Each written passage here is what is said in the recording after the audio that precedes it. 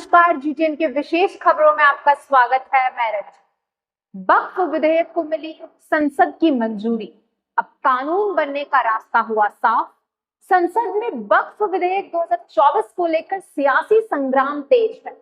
वक्फ संशोधन विधेयक 2025 लोकसभा में 288 बनाम 232 के अंतर से पारित हो गया है। इस विधेयक पर पूरे दिन तीखी बहस हुई, जिसमें विपक्ष ने जोरदार विरोध किया। कांग्रेस और अन्य विपक्षी दलों ने इसे अल्पसंख्यक समुदाय के धार्मिक मामलों में हस्तक्षेप बताया है। ये विधेयक कल राज्यसभा में पेश किया गया था, जहां सत्ता पक्ष और विपक्ष के बीच बड़ा सियासी संघर्ष देखने को मिला, लेकिन बिल उच्च सदन से भी पास हो गया। वक्फ संशोधन विधेयक 2024 वक्फ अधिनियम 1995 में संशोधन का प्रस्ताव है, जिसमें गैर मुस्लिम और महिलाओं को वक्फ बोर्ड में शामिल करने की बात कही है। अब विपक्ष इसे धार्मिक स्वतंत्रता में दखल बता रहे हैं, जबकि सरकार इसे पारदर्शिता बढ़ाने वाला कदम मानती है।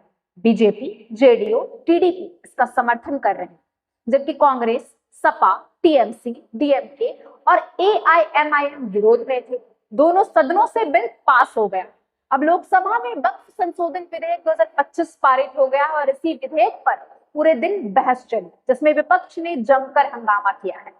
कांग्रेस और अन्य विपक्षी दलों ने सिर्फ मुस्लिम समाज के धार्मिक मामलों में हस्तक्षेप करार दिया। वहीं मतदान के दौरान विधेयक के पक्ष में 288 वोट पड़े, जबकि 232 सांसदों ने इसके खिलाफ मतदान किया। अब ये विधेयक आज राज्यसभा में पेश किया जाएगा और राज्यसभा में वक्फ संशोधन विधेयक पर घमासान जारी है। मौजूदा 234 सांसदों वाले सदन में बहुमत के लिए 118 वोट जरूरी है। इसके साथ ही बीजेपी के 96 सांसदों के साथ एनडीए गठबंधन की कुल ताकत 113 तक पहुंचती है, जिसमें जेडीयू 4, टीडीपी 2 और अन्य छोटे दलों के सांसद शामिल हैं। कुल 6 मनोनीत सदस्य आमतौर पर सरकार के समर्थन में रहते हैं, जिसमें एनडीए की संख्या 119 हो जाती है, जो बहुमत से एक अधिक है। अब हालांकि गैर हाजिरी या असहमति की स्थिति में सरकार की राह मुश्किल हो सकती है। दूसरी ओर कांग्रेस के 27 और अन्य विपक्षी दलों के 58 संसदों को मिलाकर विपक्ष की कुल ताकत 85 तक पहुंचती है।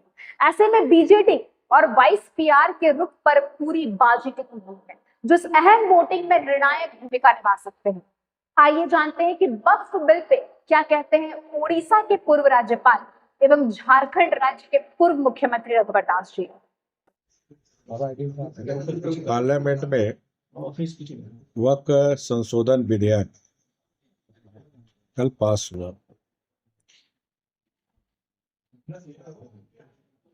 लेकिन इस वक्फ बिल संशोधन में कांग्रेस, झारखंड मुक्ति मोर्चा ने विरोध किया। इस संशोधन विधेयक में जो 5वीं अनुसूची, 6ठी अनुसूची में भी संशोधन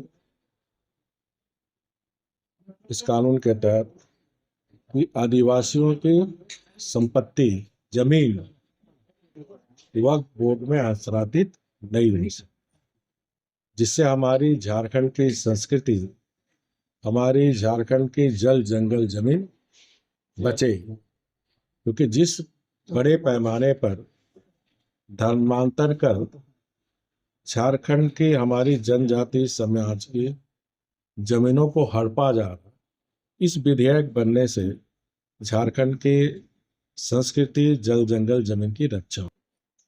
इसमें झारखंड मुक्ति मोर्चा, कांग्रेस को तो हम शुरू से जानते हैं सांप्रदायिक पार्टी है, लेकिन झारखंड मुक्ति मोर्चा जो अपने आप को तथाकथित सबसे बड़ा आदिवासी हितैषी मानता, उनको तो इस विधेयक के समर्थन में खड़ा होना चाहिए। क्योंकि इस जो 5वीं अनुसूची में जो प्रावधान किया गया वो आदिवासी के हितों के लिए, आदिवासी की संस्कृति के लिए, जल जंगल के लिए, लेकिन सिर्फ मुस्लिम वोट बैंक तुष्टीकरण के तहत ये विरोध पे खड़ा हुए। तो झारखंड की आदिवासी जनता वो झारखंड मुक्ति मोर्चा को पहचाने, जाने कि आपको सिर्फ एक वोट बैंक समझता, और जब आपकी हित की बात हुई तो इस विधेयक में मुसलमानों के पक्ष में खड़ा हुआ, जबकि खड़ा होना चाहिए आदिवासियों के पक्ष में। इसके साथ ही साथ मैं झारखंड की जनजाति समाज से अपील करता हूं कि क्योंकि 2 सांसद झारखंड मुक्ति मोर्चा से भी जीते हैं और कांग्रेस से भी सांसद जीते हैं, 3 सांसदों का सामाजिक बहिष्कार करें। झारखंड की जनजाति समाज, जिन्होंने जनजाति समाज के पक्ष में खड़ा ना होकर इस वक्फ बोर्ड के समर्थन में मुसलमानों के लिए खड़ा था। प्रधानमंत्री नरेंद्र मोदी के नेतृत्व में एनडीए सरकार ने वक्फ संशोधन बिल में आदिवासी क्षेत्र में अनुसूचित 5 एवं अनुसूचित 6 के तहत वक्फ संपत्ति घोषित नहीं किए जा सकने का प्रावधान कर झारखंड के आदिवासियों के हितों की रक्षा की है। अब झारखंड में बड़े पैमाने पर धर्म परिवर्तन करार कर जमीन हड़प कर उसे वक्फ घोषित कर दिए जाने पर भी नया बिल रोक लगाएगा।